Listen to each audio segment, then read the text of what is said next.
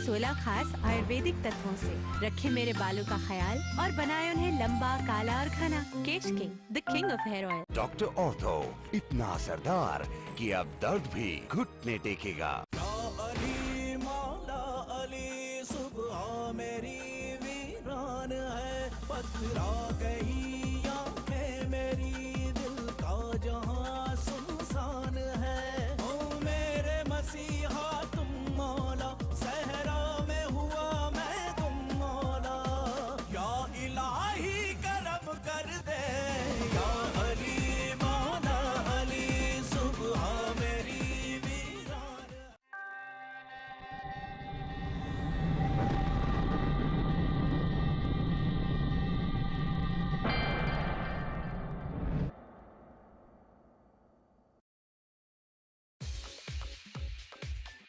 Black cats, जिसके कई establish outlets हैं यूनाइटेड स्टेट्स ऑफ अमेरिका में, California, Los Angeles, Miami, New York, Las Vegas, इन सभी जगह धूम मचाने के बाद अब इंडिया में भी एक्सपैंड कर रही है।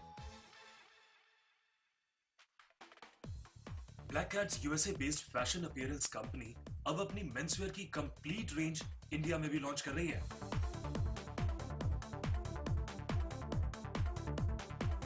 ब्लैक कैट्स बनता है परफेक्ट एंड स्टाइलिश मेंसवेयर जो बनते हैं बेहतरीन हाई क्वालिटी फैब्रिक से।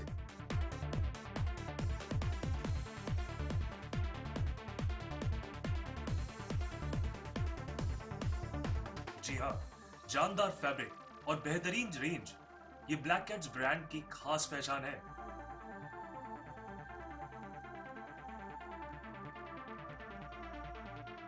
ब्लैक कैट्स कंपनी लेकर आ रही है इंडिया में मेंसवेयर एसेसरीज की पूरी रेंज, जैसे कि black cats shirts,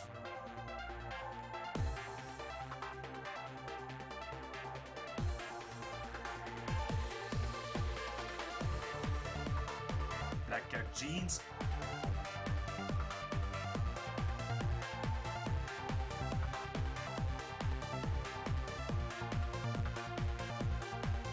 black cats formals,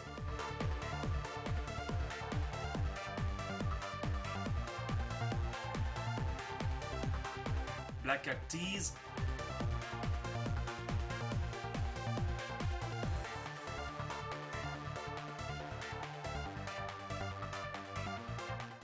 black cats jackets,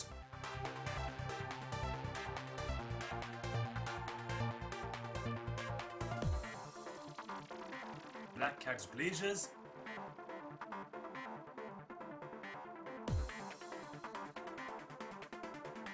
Black Cat's watches,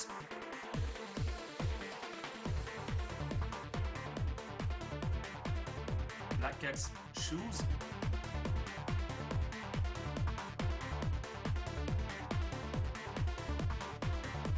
Black Cat's sunglasses और भी बहुत कुछ। ब्लैक कैट्स की रेंज अब यूएसए या एयरपोर्ट पर ही नहीं बल्कि इंडिया के हर शहर में उपलब्ध होगी। कंपनी अपने आउटलेट पूरे इंडिया में खोलने जा रही है, जिसमें मेंसवेयर की पूरी रेंज आपको भी मिल सकती है।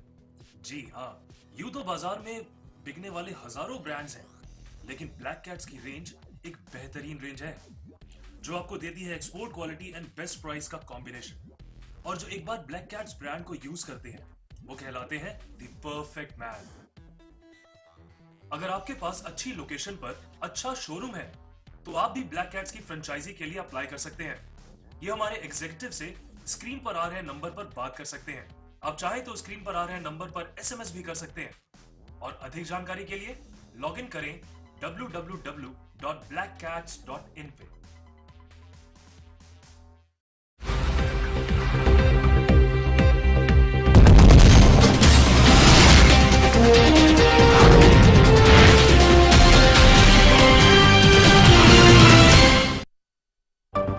हेडलाइंस के प्रायोजक हैं केश किंग आयुर्वेदिक तेल, the king of hair oil.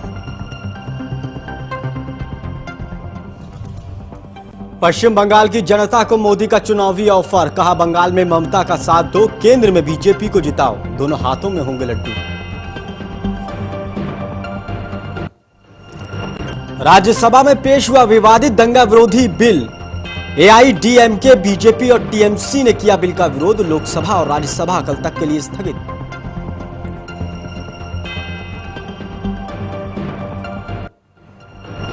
Vinod Kumar Binni ने दिया आपको झटका। केजरीवाल सरकार से समर्थन वापसी का निर्णय। उपराज्यपाल नजीब जंग को पत्र लिखकर दी जानकारी।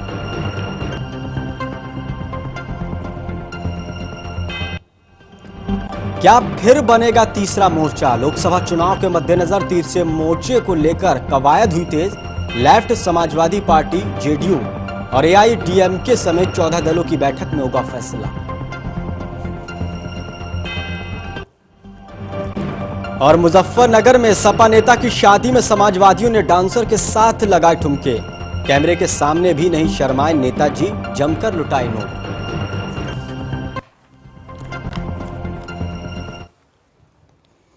नमस्कार, मैं आसिफ खान और आप देख रहे हैं चैनल 1 न्यूज। ममता के गढ़ में नमो का आगमन हुआ। ब्रिगेड मैदान में जन सैलाब उमड़ पड़ा, मानो पूरा कोलकाता नमा को सलामी दे रहा हो। मोदी ने राज्य में सत्तारूढ़ तृणमूल कांग्रेस के साथ चुनाव के बाद गठबंधन के रास्ते खोलते हुए कहा कि राज्य में तृणमूल कांग्रेस का समर्थन करें, लेकिन केंद्र के लिए बीजेपी को जिताएं। इससे आपको दोनों हाथों में लड्डू होंगे।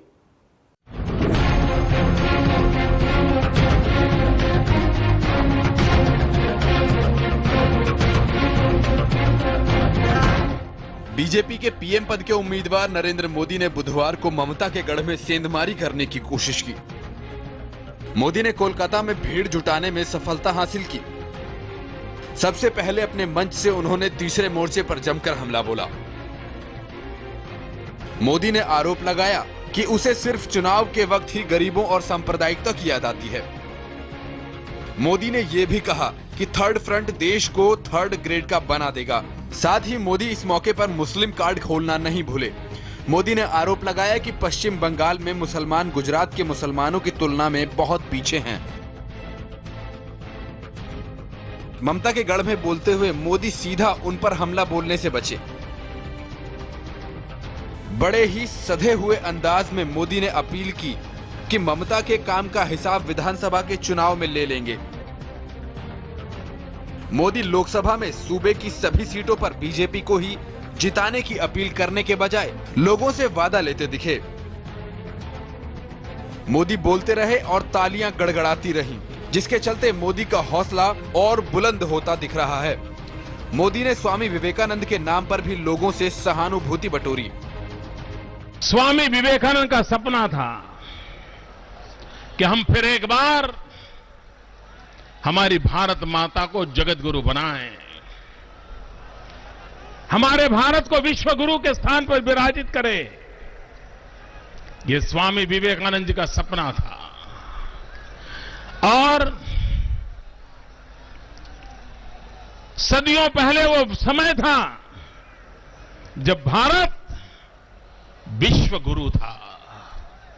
लेकिन हम ये न भूलें, भारत तब विश्व गुरु था जब बंगाल राष्ट्र गुरु के पद पर विराजित था। उन्होंने बंगाल का गुजरात के साथ पुराना रिश्ता भी याद दिला दिया। गुरु रविंद्रनाथ टैगोर के नाम पर दुहाइयां भी दी। बंगाल की भूमि के साथ मेरे गुजरात का विशेष नाता रहा है। बहुत कम लोगों को मालूम होगा, गुरुदेव रविंद्रनाथ टैगोर के भाई बहुत वर्षों तक गुजरात में रहे थे। अहमदाबाद को बनाने में गुरुदेव रविंद्रनाथ टैगोर के भाई की बहुत बड़ी भूमिका थी। गुजरात के टेक्सटाइल उद्योग को बनाने में सुभाष चंद्र बोस के भाई की भूमिका थी। वे भी बहुत वर्षों तक गुजरात में रहे। उनके परिवारजन तो आज भी गुजराती बोलते हैं। मोदी ने दीदी के गढ़ में घुसकर कांग्रेस पर भी निशाना साधा। मोदी ने ममता के गढ़ में थर्ड फ्रंट पर निशाना साधा। लेकिन मोदी ममता बनर्जी के गढ़ में उन पर निशाना साधना भूल गए। मोदी की ये सियासी भूल आने वाले वक्त में सियासत के नए समीकरण की ओर इशारा कर रही है। चैनल 1 के लिए तलहा आबिद की रिपोर्ट। उधर संसद का आखिरी सत्र शुरू होते ही हंगामे की भेंट चढ़ गया और संसद को कल तक के लिए स्थगित कर दिया गया। हम आपको बता दें, राज्यसभा और लोकसभा में आज दिन भर हंगामा हुआ, जिसके चलते स्थगित करना पड़ी। उधर विवादित दंगा विरोधी बिल राज्यसभा में पेश कर दिया गया, जिसके बाद राज्यसभा में भी हंगामा हुआ और राज्यसभा को स्थगित कर दिया गया। हालांकि राज्यसभा का सत्र दोबारा शुरू हुआ और उसके बाद राज्यसभा कल तक के लिए स्थगित कर दी गई। जयललिता की पार्टी AIDMK, बीजेपी और TMC ने बिल का विरोध किया है।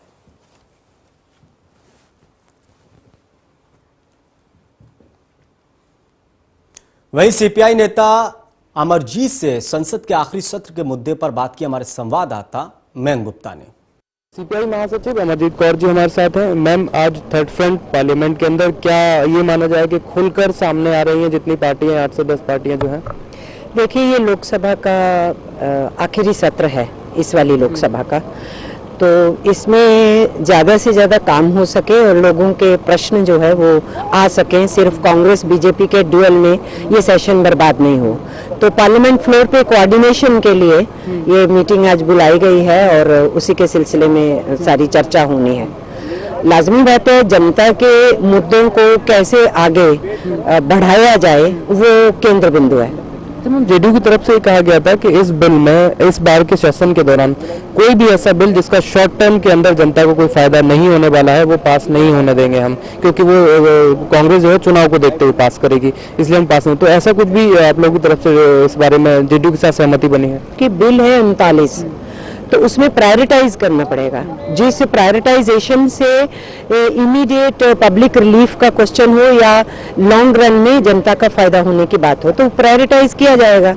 तो उन प्रायोरिटी बिल्स को पहले लाना चाहिए, उसका कोऑर्डिनेशन किया जाएगा, उनको पास करने में ध्यान दिया जाए, ना कि एक public posture election point of view से कांग्रेस लाना चाहे और सिर्फ वोट गेन का ही चक्कर हो, उसमें टाइम नहीं वेस्ट हो। ये है प्रायोरिटाइज करने की बात है, ऐसा नहीं है कि बिलों को अपोज किया जाएगा। फिर जो बिल है उनमें से कौन से बिल ऐसे हैं जो बहुत ज्यादा इंपॉर्टेंट है, जिनको पास किया जाना जरूरी है, तो उसमें सहयोग किया जाएगा। नई दिल्ली से कैमरा पर्सन सतीश वर्मा के साथ मयंक गुप्ता, चैनल 1। वहीं लोकसभा के आखिरी सत्र में पास होने वाले बिलों और मुद्दों पर जानकारी लेने के लिए NCP नेता तारिक अनवर से बात की हमारे संवाददाता ने। तरीके के अपने जो बिल है अगर उनको पास कराने जाती है तो ऐसे में थर्ड फ्रंट के तौर पर जो पार्टियां जुड़ी हैं उन्होंने कहा कि जिस भी बिल का शॉर्ट टर्म में जनता को कोई फायदा नहीं होगा। ऐसे हमारे साथ तारिक अनवर जी हैं।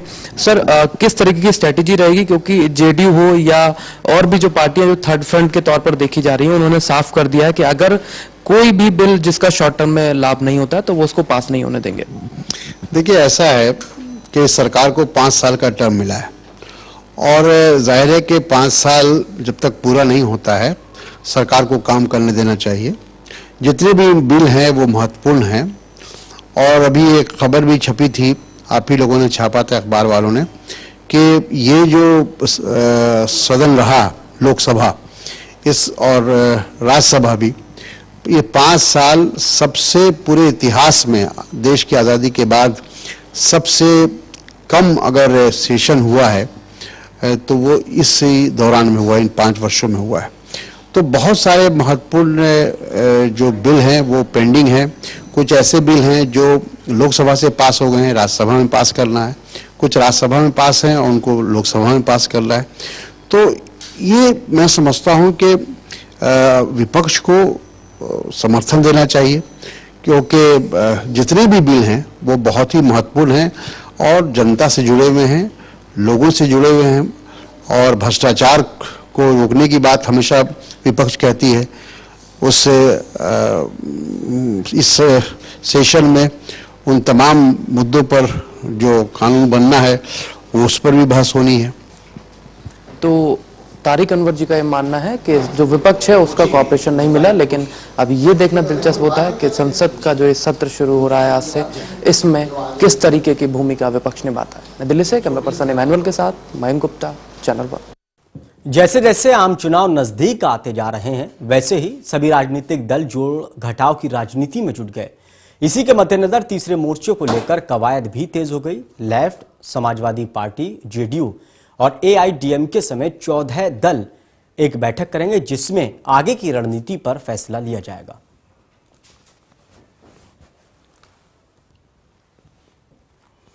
संसद का आखिरी सत्र शोर शराबे के बीच शुरू हुआ। तेलंगाना मुद्दे पर जोरदार हंगामे के बीच दोनों सदनों की कार्रवाई कल तक के लिए स्थगित कर दी गई। दरअसल तेलंगाना मुद्दे को लेकर टीडीपी कार्यकर्ताओं ने संसद के बाहर हंगामा शुरू कर दिया, जिसके चलते कल तक के लिए कार्रवाई स्थगित कर दी गई।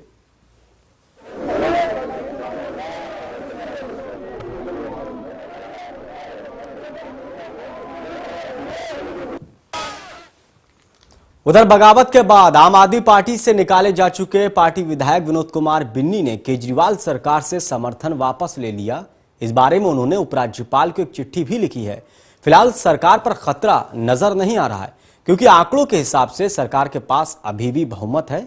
खास बात यह है कि आम आदमी पार्टी ने अभी तक विधानसभा सचिवालय को बिन्नी को पार्टी से निकालने की सूचना नहीं दी है, इसलिए तकनीकी तौर पर वे अभी भी आपके ही विधायक हैं। माना जा रहा है कि खबरों में बने रहने के लिए बिन्नी ने सरकार से समर्थन वापस लेने की घोषणा की है। ये बात जग जाहिर है कि जब आम आदमी पार्टी उन्हें निकाल चुकी है तो उनका समर्थन वैसे भी सरकार और पार्टी से खत्म हो चुका है। दूसरी तरफ बिन्नी के साथ गठजोड़ बनकर जेडीयू विधायक शोएब इकबाल और निर्दलीय विधायक रामवीर शौकीन कुछ दिन पहले तक सरकार गिराने की कवायद में उलझे हुए थे, लेकिन अब उन्होंने मुख्यमंत्री अरविंद केजरीवाल से मिलकर सरकार को 5 साल तक चलाने का समर्थन दे दिया है। इसलिए सरकार पर फिलहाल कोई संकट नहीं है, लेकिन इसके बाद यह सवाल उठने लगा कि क्या आप इसके बाद बिखर जाएगी।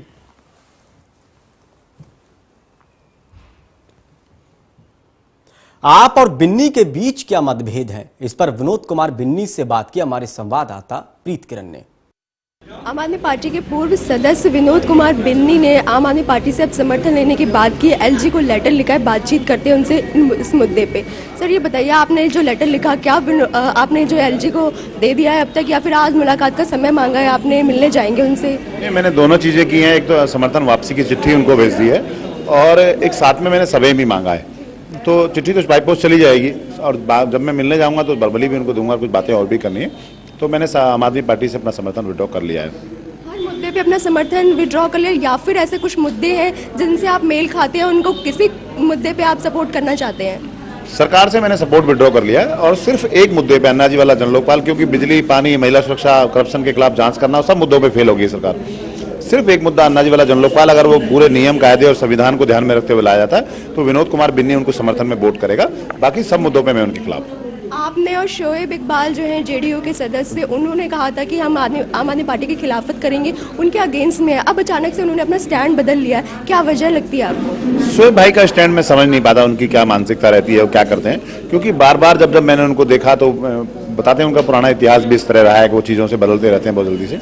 तो शोएब भाई से मैंने अपने आप को अलग कर लिया, उनका स्टैंड अलग है। लेकिन रामवीर शौकीन जी का मुझे भी 5 मिनट पहले फोन आया कि मैं हर स्टैंड में, हर जगह मैं आपके साथ हूँ, आपका समर्थन करूँगा हर बात पे, आप अच्छी बात कह रहे हैं। तो शोएब भाई, रामवीर शौकीन जी ने मुझे साथ दिया, लेकिन शोएब भाई से मैं अपने आप को खुद भी अलग करना चाहता हूँ। जनपद पे किसी होटल में आप लोगों की मुलाकात हुई, आम आदमी पार्टी के सदस्यों से भी क्या इस बारे में मुलाकात हुई, चर्चा हुई उनसे अगेंस्ट में रहने की? कौन थे वो लोग जिनसे आपकी मुलाकात हुई? बहुत सारे लोग थे, मैं किसी का नाम नहीं लेना चाहता, जो मीडिया ने तमाम लोगों को दिखाया भी है। कुछ लोग बैकडोर से निकल गए, कुछ लोग वहाँ बैठे थे। अब उन सब लोगों ने खुद ही कह के, मेरा उसमें कोई प्रयास नहीं था, उन लोगों ने खुद ही आके कहा कि मीटिंग करनी है, बैठना है, तो वहाँ बैठे थे, चर्चा हुई थी, ऐसा कोई विशेष। आम आदमी पार्टी के सदस्य जो मदन लाल जी हैं, एमएलए हैं कस्तूरबा नगर से, क्या वो उस मीटिंग में मौजूद थे? नहीं, मैं इस पर कुछ नहीं बोलना चाहूँगा। तो साफ तौर पे विनोद कुमार बिन्नी जो हैं अब पार्टी से उन्होंने जो है सदस्यता बाहर होने के बाद अब जो है समर्थन वापस लेने की बात करी है, एलजी से मुलाकात करने का समय मांगा है। कैमरा पर्सन राजू के साथ प्रीत किरण सिंह, चैनल 1 न्यूज़, दिल्ली। उधर युगांडा की महिलाओं के साथ प्रदर्शन कर रहे संजय सिंह ने कहा कि कानूनी प्रक्रिया का पालन किया जाएगा। युगांडा की महिलाएं खुद को सेक्स रैकेट में ढकेले जाने के विरोध में प्रदर्शन कर रही हैं। मेरे साथ आम आदमी पार्टी के वरिष्ठ नेता है संजय सिंह, तमाम मुद्दों पे उनसे बातचीत करते हैं। सर, कोर्ट ने जो है नोटिस दे दिया है कि फंडिंग को लेकर के सवाल उठाए हैं, जवाब देना है 20 दिनों के भीतर, क्या कुछ कहना चाहेंगे आप? न्यायालय की जो प्रक्रिया है उसका हम लोग पालन करेंगे, जो भी जवाब मांगा गया है उसका जवाब देंगे। चिट्ठी में आप लोग जवाब में क्या कुछ लिख के देंगे, क्या कुछ होगा आपका जवाब?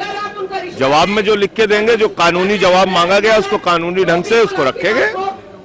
सर, जंतर मंतर पे यहाँ आप प्रोटेस्ट कर रहे हैं युगांडा की महिलाओं को लेके, क्या कुछ इश्यूज हैं, क्या कुछ इशू उठाए जा रहे हैं? युगांडा की 3 महिलाओं ने कहा है कि उनको जबरदस्ती वेश्यावृत्ति में धकेला जा रहा है। इससे साफ हो गया कि खिड़की एक्सटेंशन के लोग जो कह रहे थे वो सही था। जो आम आदमी पार्टी मुद्दा उठा रही है वो सही मुद्दा उठा रही है। इसकी गहन जांच होनी चाहिए। दिल्ली पुलिस कमिश्नर इसमें क्या कर रहे हैं इनको बताना चाहिए। राज्य महिला आयोग इसमें क्या कर रहा है इनको बताना चाहिए। और इसको लेकर आज यहाँ अभियान है। कांग्रेस की तरफ से कहा जा रहा है कि लोकपाल के बिल पे जो है हम लोग समर्थन नहीं देंगे, ये इलीगल है जिस तरीके से विधानसभा में रखा जाएगा। क्या कुछ कहना है पार्टी का इस तरफ से? लोकपाल कानून बनाने के प्रति आम आदमी पार्टी पूरी तरह प्रतिबद्ध है और उसके लिए काम करेगी।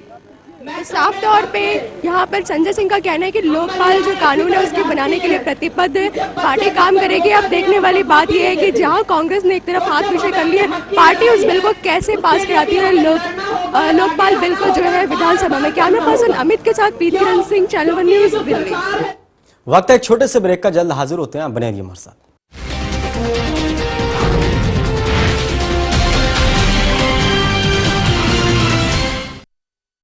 मुसलमान के लिए हर वो दिन ईद है जिस दिन उसके हाथों से कोई गुनाह न हो, उसने कोई जुल्म न किया हो। जिस राह पे बेगुनाह लोगों की लाशें बिछी हो, वो और चाहे जो भी हो, अल्लाह की राह तो नहीं हो सकती। अब एम्बुलेंस सुविधा है एक फोन की दूरी पर। बीमारी परेशानी में 108 पर मिलाएं। समाजवादी एम्बुलेंस की सेवा किसी भी समय पाएं। अधिक जानकारी के लिए जिला मुख्य चिकित्सा अधिकारी संपर्क करें। सूचना एवं जनसंपर्क विभाग, उत्तर प्रदेश द्वारा जनहित में।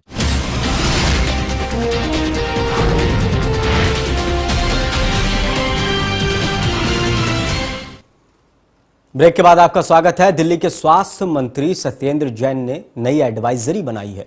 इसी को लेकर हमारी संवाददाता प्रीत किरण ने उनसे खास बातचीत की। हमारे साथ दिल्ली सरकार के हेल्थ मिनिस्टर हैं सत्येंद्र जैन। तमाम मुद्दों पे उनसे बातचीत करते हैं। सर, नई एडवाइजरी आपने जारी की है, उसमें क्या कुछ है? आम आदमी से रिलेटेड जो आम जनता है, गरीब जनता है, उनके लिए क्या कुछ है? देखिए, सारी एडवाइजरी आम जनता के लिए ही है। जो खास जनता को तो एडवाइजरी की जरूरत होती नहीं है। आम आदमी के लिए सबसे इम्पोर्टेंट है जो EAWS कैटेगरी के अंदर इलाज होता है, उसके लिए हम इसको सिंप्लीफाई सिस्टम्स कर रहे हैं। हर एक हॉस्पिटल के अंदर उनको अपने बेड्स की कैपेसिटी, हर चीज़ को डिस्प्ले करना होगा, सारी चीज़ें उनको बतानी होगी, हेल्प डेस्क लगाने होंगे, उसको हम सिंप्लीफाई कर रहे हैं। कोई acid attack victim, rape victim, accident victim है, उसका इलाज के लिए कोई मना नहीं कर सकता है, इलाज उनको करना होगा। अपने रेट्स को डिस्प्ले करना पड़ेगा, जो भी उनके चार्टर ऑफ रेट्स हैं प्रोमिनेंटली डिस्प्ले करना होगा। उसके अलावा जैसे कुछ लोगों को दवाइयाँ खरीदने में दिक्कत आती है, वो कहते हैं कि आप यहीं से खरीदिएगा, इंडोर फार्मेसी से खरीदिएगा। अलाउ होंगे कहीं से भी खरीद सकते हैं, जहाँ पे उनको सस्ती मिलेगी वहाँ से लेंगे। और जैसे कि किसी डेथ हो जाती है, कई बार ऐसे भी शिकायतें आई हैं कि बॉडी देने में मना करते हैं, तो कोई उनको मना नहीं कर सकता, क्योंकि ये धार्मिक भावनाओं को ठेस बचाने के अनुरूप माना जाएगा। कैमरा पर्सन अमित के साथ Preet Kiran Singh, channel one news, Delhi. उधर CPWD के इंजीनियर्स केंद्र सरकार के खिलाफ धरने पर बैठ गए, जिसको लेकर CPWD के चेयरमैन करमवीर सिंह से बात की हमारी संवाददाता प्रीत किरण ने। केंद्र सरकार के खिलाफ CPWD के इंजीनियर्स जो हैं यहाँ प्रदर्शन कर रहे हैं, धरना कर रहे हैं निर्माण भवन पे। मेरे साथ चेयरमैन हैं CPWD के करमवीर जी, उनसे बातचीत करते हैं इस मुद्दे पे। सर, क्या कुछ मांगे हैं, क्या कुछ डिमांड्स हैं आपकी केंद्र सरकार से? हमारी मुख्य मांगे ग्रेड पे 5400 का ग्रेड पे बैंड 3 में असिस्टेंट इंजीनियर को, और जो अडहोक प्रमोशन असिस्टेंट इंजीनियर और एग्जीक्यूटिव इंजीनियर को है उनको रेगुलर किया जाए, उनके आगे प्रमोशन के एवेन्यू खोले जाएं। तीसरी डिमांड हमारी ACP हिरार्की, जो ACP हमें पहले हिरार्की की मिलती थी, अब वो सक्सेसिव ग्रेड पे कर दिया। पहले 24 साल में हम 6600 पे पहुंच जाते थे, अब 30 साल में 5400 को ग्रेड पे पहुंचते हैं। बदलाव है ये कितने दिन पहले किया गया है? ये सिस पे कमीशन ने किया। सिस पे कमीशन में 6600 की बजाय 24 साल में 6600 था, आज 30 साल में 5400 है। हमारी डिमांड ये है कि जो पहले मिला हुआ था वो हमारा वापस ना लिया जाए, और हिरार्की की ACP जो 3 दी है, 30 साल में हमें सुपरिटेंडिंग इंजीनियर का ग्रेड पे मिलना चाहिए। साफ तौर पे CPWD की तरफ से जो है इंजीनियर्स की जो स्ट्राइक है, यहाँ पर जो प्रोटेस्ट है, इसे लेकर के केंद्र सरकार की जो इनकी डिमांड है, अभी देखने की वाली बात होगी कब तक जो है केंद्र सरकार जागती है और कब तक जो इनके पे स्केल को दोबारा से उसे मिलाया जाता है जो पहले इनको मिल रहा था। कैमरा पर्सन अमित के साथ Preet Kiran Singh, channel one news, Delhi. उधर ट्रेड इंडिया यूनियन का प्रतिनिधिमंडल दिल्ली के सीएम अरविंद केजरीवाल से मिलने पहुंचा। हम आपको बता दें, अपनी मांगों को लेकर ये दिल्ली के सीएम से इन्होंने मुलाकात की, जिसको लेकर हमारी संवाददाता प्रीत किरण ने यूनियन के जनरल सेक्रेटरी परवेज खान से खास बातचीत की। ऑल इंडिया ट्रेड यूनियन का प्रतिनिधिमंडल जो है आज अरविंद केजरीवाल सीएम से मुलाकात करने आए। मेरे साथ इस मुद्दे पे बातचीत करने के लिए ट्रेड यूनियन के सेक्रेटरी हैं, जनरल सेक्रेटरी परवेज से बातचीत करते हैं। सर मुझे ये बताइए, आपकी बातचीत हुई सीएम से, क्या कुछ कहा उन्होंने, क्या कुछ आश्वासन, क्या मांगे थी आपकी? देखिए, दिल्ली के मुख्यमंत्री से हमने व्यापारियों की जो बड़ी समस्याएं हैं, जिसमें वैट कानून से लेकर के जो समस्याएं हैं, दिल्ली सरकार का जो अर्बन डेवलपमेंट डिपार्टमेंट है उसके कारण से जो रिहेबिलिटेशन की पॉलिसी है, शिफ्टिंग ऑफ ट्रेड की पॉलिसी है, उसको लेकर के दिल्ली के मास्टर प्लान को लेकर के दिल्ली के लिए एक ट्रेड पॉलिसी बनाने के लिए, उसके लिए पृथक रूप से एक इंटरनल ट्रेड मिनिस्ट्री बनाने के लिए और अन्य मुद्दों पर हमने उनसे बातचीत की है और मुख्यमंत्री ने ध्यानपूर्वक हमारी बातें सुनी है और उन पर चर्चा करके वापस दोबारा व्यापारियों से चर्चा करने की बात कही है। कहना है कि अरविंद केजरीवाल सीएम से मुलाकात हुई, नरेंद्र मोदी को लेकर अधिवेशन होगा, उन्हें इनवाइट किया जाएगा, नेशनल लेवल पे जो है इन लोगों की बातचीत है, कमेटी बनाई जा रही है, अधिवेशन किया जा रहा है। अब देखने वाली बात ये होगी क्या दिल्ली के मुख्यमंत्री जो है ट्रेड यूनियन की समस्याओं का हल निकाल पाते हैं या फिर नहीं। कैमरा पर्सन अमित के साथ प्रीत किरण सिंह, चैनल 1 न्यूज़ दिल्ली। फिलहाल इस बुलेटिन में इतना ही, लेकिन ताज़ा तरीन खबरों के लिए देखते रहिए चैनल 1 न्यूज़। नमस्कार।